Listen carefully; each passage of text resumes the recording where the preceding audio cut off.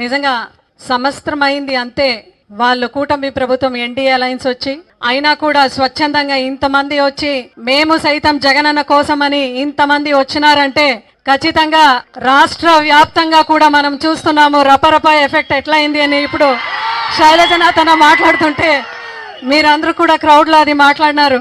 ఈరోజు నిజంగా చెప్పాలంటే శైలజనాథ్ అన్న చెప్పినారు ఈవీఎం ఎఫెక్ట్ ద్వారానే వాళ్ళు ఈరోజు అలయన్స్గా ఉన్నారని.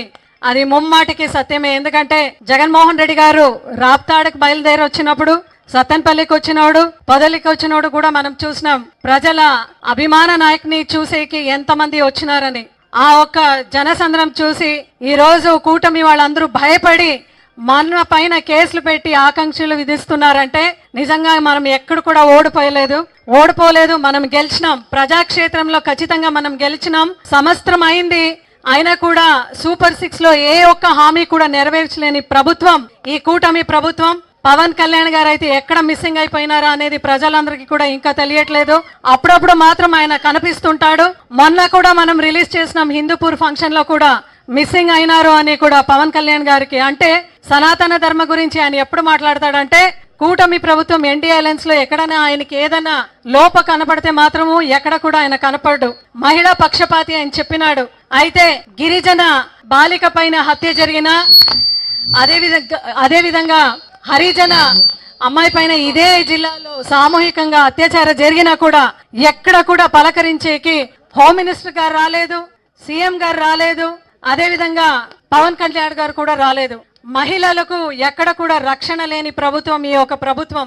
ఈ రోజు కూడా చూస్తే ఒక్క సంవత్సరం అయినా కూడా గత ప్రభుత్వం జగన్మోహన్ రెడ్డి గారని మాట్లాడతారే తప్ప ఎక్కడ కూడా వాళ్ళ డెవలప్మెంట్ ఎక్కడ జరిగింది అని కూడా ఏ మాత్రం మనము చూసే కూడా ఏ మాత్రం కూడా మనకు అవకాశం లేకుండా పోయింది.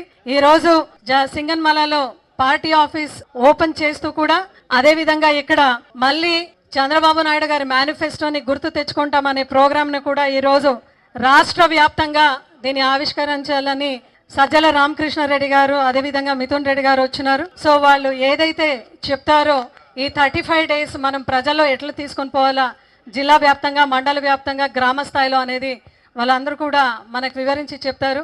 దయచేసి మన బలం అంతా కూడా గ్రామంలో ఉంటుంది కాబట్టి ప్రతి ఒక్కరు కూడా ఈ కార్యక్రమాన్ని చాలా ప్రెస్టీజియస్గా తీసుకొని ఈ 35 డేస్ లో ఇంటింటికి కూడా వాళ్ళు ఏదైతే తప్పుడు హామీలు ఇచ్చినారో అనేది మనం ప్రతి ఇంటికి కూడా 1,60,00,000 కుటుంబానికి తెలియజేసే బాధ్యత మన పైన ఉంది. కాబట్టి ఈ బాధ్యతని అందరూ కూడా పరిపూర్ణంగా చేస్తామని చెప్తూ అవకాశం ఇచ్చిన మీ అందరూ కూడా మరొకసారి ధన్యవాదాలు తెలియజేసుకుంటూ